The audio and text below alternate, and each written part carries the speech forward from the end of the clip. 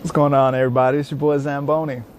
I am an herbalist and astrologer. I'm coming to you from Guardia de Osa, the Ocean Forest Eco Lodge here in Costa Rica. Thank you so much for hanging out with me. As always, do make sure to check out thealchemistKitchen.com, where you can get a 10% discount if you use the code ZamboniFunk. You can also, if you're in New York City, then you can go to 119 Crosby Street and check it out and use the same discount code in store, and you'll get 10% off anything in store. Do check that out. Also, check me out on Patreon, which is where I do a little more in-depth stuff. I talk about timing and planetary arrangements and how to be in the world in this time and how to make the most of it. So check me out in all of these places. Also, like, follow, share, all these things. I really appreciate y'all for doing all that. So let's talk about the astrology of the week ahead. So this week we've got a couple. There are two main things going on, and they are not aspects. They're not planetary aspects. We're sort of building up to some aspects, but most of what's going on this week is we're sort of like getting set for the next thing that's going to happen here.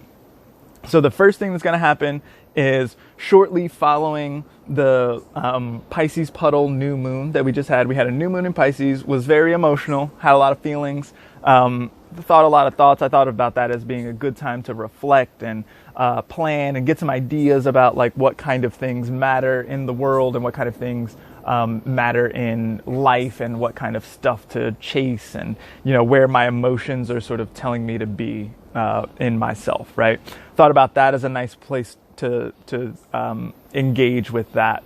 Now, Mercury this week is going to move from Aquarius into Pisces. And so Mercury is going to sort of join this area, this like feeling time, and you can look in this in what area of your chart this is as well, what house this is. And so what kind of house topics you might be able to see in that, and I do readings like this as well. If you have questions for that sort of thing, we can totally talk together about that. But, you can look in your chart and see what's going on here and think about Mercury coming to join this area. Now, Mercury in Pisces, this is not one of our favorite Mercuries, right? Mercury in Pisces, this is one of the ones that sort of can get confused, or it can be, Pisces is very like, it's all the one thing, right? Pisces is very excited about the expansiveness of and reintroduction of the self into the whole thing, you know what I mean? The universe is all the one thing, right? And Pisces is really sort of like excited about this.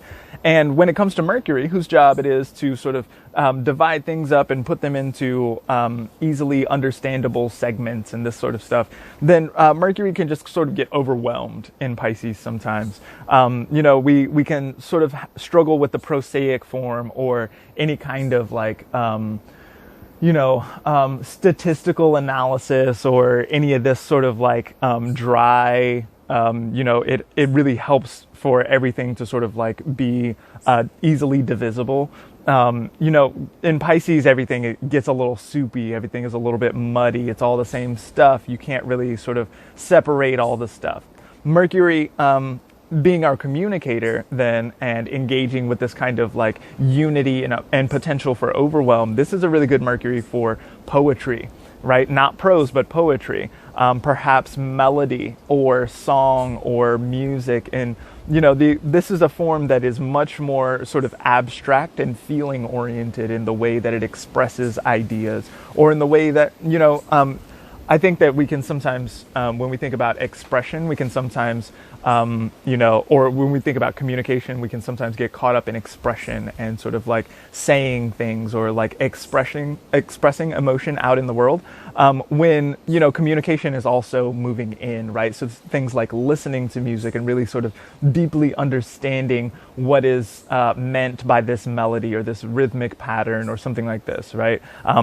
Gazing upon a piece of beautiful art and sort of like being filled with the emotion that piece of art radiates. This is as much communication as expressing something is, right? And so with Mercury and Pisces, we can totally get into this sort of gazing onto a piece of artwork and feeling the feelings, right? This is a really good time to do all that sort of stuff with Mercury in this place. This is a rough time to do some of the more, the sort of typical Mercury stuff, if we're thinking about transportation or the transmission of information, you know what I mean? Like what happens to a cable if some water gets on there, right? Then like electricity starts going in a bunch of directions that you don't necessarily want it to go. This is how fires start, right? This is this sort of thing. This is a little bit the kind of Mercury that we're sort of moving into. So this is something to keep in mind here. And, we have been... So, if we're going to be keeping this in mind, then just like be nice, be patient. If people are having a rough time finding the words, or if maybe you feel some kind of visceral emotional reaction to a word that someone said, then, maybe remember that that like word choices just having a rough time right now in the world, and so maybe they chose the wrong word, and maybe they didn't mean exactly that sort of thing, or these kinds of things, right? Be patient, be kind, be gentle with ourselves and others, especially during times when Mercury is having a rough time. Thankfully, we don't have to deal with a Mercury retrograde in Pisces this year. We did last year and the year before that. This year we don't have to do that, but this is a period, beginning a period of rough Mercury stuff here. The other thing that's going to happen this week is the other sign in ingress is the Sun. The Sun is going to move from Pisces into Aries. Now, this is going to happen later in the week, and so this really sort of gets us started to, getting things started is what Aries wants to do, right? It wants to, I often talk about match flames in Aries, right? Sometimes I talk about that as being sort of like wanting to fizzle after not very long, but also another important thing to think about with the match is you strike the match and it wants to start something. It wants to get a blaze going, right? And so there's something here that to me feels like after the new moon, then now the big like feelingsy new moon in Pisces, then now it's time to get things moving. It's time to start moving in a direction, thinking some thoughts in a different way. What's interesting about Aries is makes a nice sextile aspect to both Aquarius and to Gemini, which is where we have our malefics. We've got Mars, who rules Aries, in Gemini, right? And so the Sun is going to be coming up on it's going to begin to make a sign-based sextile to Mars in Aries, and then it's also approaching a sextile to Saturn. Now, these are our malefic planets, right? These are the no-no boys. These are the ones who cause challenges and that sort of stuff. But we have a sextile aspect, and we have a trine aspect between both of the malefics. And so really, this looks like something more flourishing. This looks like something that wants to like pop a little bit or like do something. When we think about malefics, we have to think about problems in some kind of way. But in a sextile aspect, perhaps we're looking at solutions to problems, right? We're looking at some kind of ability to put in some work, right? We can see hard work and discipline with Saturn, or we can see action and conflict with Mars. We can see like engaging with that kind of difficulty, stress, strenuous exercise, hard work, all of the problem stuff, like in order to work on a problem and to make things better. This looks like a constructive way to deal with problems. And so even though Mercury is not necessarily in a great place to, sort of coordinate the whole venture, there is a very strong, sparky sense of like, I want to get it going. I want to start some stuff up. Then in the beginning of next week, we're going to get Venus moving into Aries as well. And so we're going to really start to see like the pace wanting to pick up and wanting to try to do stuff and like really, being excited to push on something, excited to like expend the effort in some kind of way.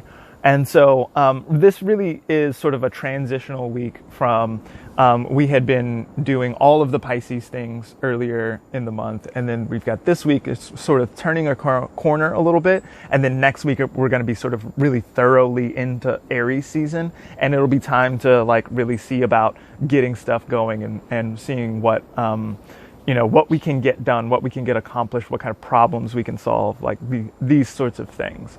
It's not all easy. It's not all rosy necessarily. We've got, Mars in Gemini. That's going to be hanging out with the North Node. So this can be a little confusing for this Mars, and so confused Mars and also confused Mercury. This looks like maybe a little something to watch out for. Watch out for confusion, and if confusion is going to be happening here, then maybe take it slow. We've got Saturn in a nice aspect here, and so this is, that sort of shows that moving slowly or operating with a sort of deliberate sense can maybe help operations in some kind of way, can support in some kind of way. So we've got some interesting stuff coming here, and this is a nice week for us to sort of turn a corner and, begin to kindle a couple of fires so that we can get stuff moving as we move through the year where this includes the spring equinox, right? And so we're really going to begin the year at this point. So let's go ahead and do it and get excited for the damn thing.